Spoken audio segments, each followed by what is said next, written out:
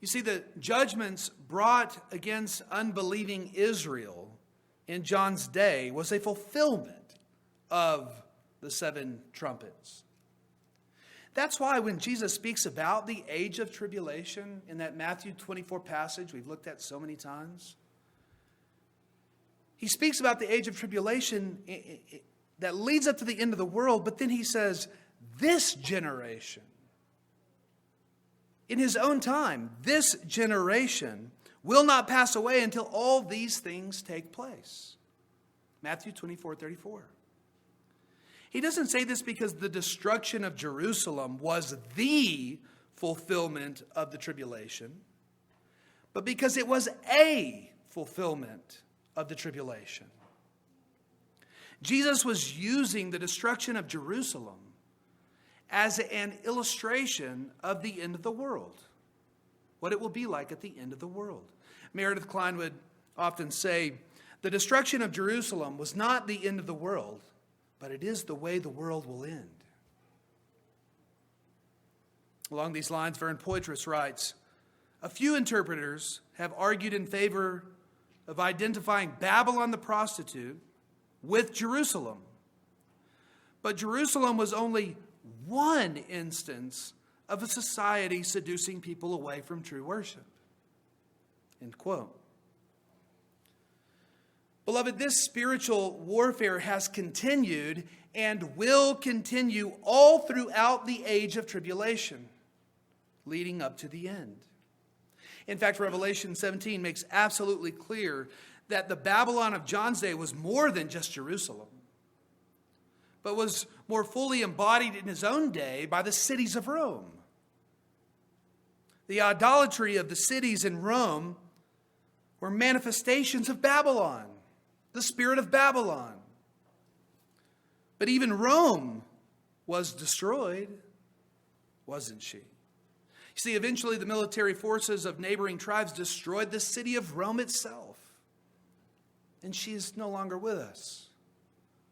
But beloved, Babylon lives on all throughout this age.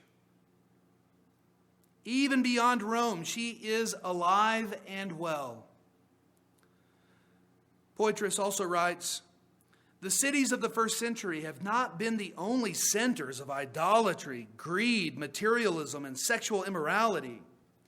Our modern cities, he writes, with their wealth, false religions, and sexual exploitations, are modern forms of Babylon. The media and their advertisements can bring into our homes and thoughts the seductions of money, sex, power, and pleasure. Advertisements tell us that satisfaction and meaningful living can be found if only we buy the latest product. End quote. I might add to that it's not only advertisements as in commercials, but those who are wealthy and famous, those who are citizens, not that all those who are wealthy and famous are citizens of Babylon, but those who are citizens of the great prostitute, they advertise by the messages of their movies, by the lyrics in their songs, their opinions broadcast in interviews and social media. Public education systems like colleges and universities indoctrinate the people who go to them. Babylon is very seductive, my friends. She says, worship the beast. And without the eyes of faith, the beast looks like a great humanitarian. Oh, he's so wonderful. He will provide for all the needs of Babylon and protect her. And therefore, she will worship him and give her allegiance to him. Now, in our day and in our context, all this looks a bit like the lust we have for freedom. Freedom to chase after the material things of this world. The freedom to seek after all of our earthly pleasures, whether it's the pleasure that comes from drugs or sex or power. Freedom to abandon the God-given roles between the sexes, freedom over our own bodies, whether it's for the freedom to deny the God-assigned gender we've been given and to mutilate our bodies in order to do so, or whether it's to free ourselves of the responsibility of caring for a child, thus permitting us to murder the unborn. You see, Babylon seduces with such freedoms and worships the beast, namely the powers of the state, who has been given authority for a time to give her the things that she desires. And oh, how the beast appears to love her, to love Babylon, and to care for her. But there is the great lie that deceives Babylon. For in the end, he will destroy her. He does not love her. He hates her and will bring her to her destruction. But for you, who are the New Jerusalem, the bride of Christ, the answer to all of this is not by taking over the power of the state. That's not to say that we shouldn't seek after justice in this world.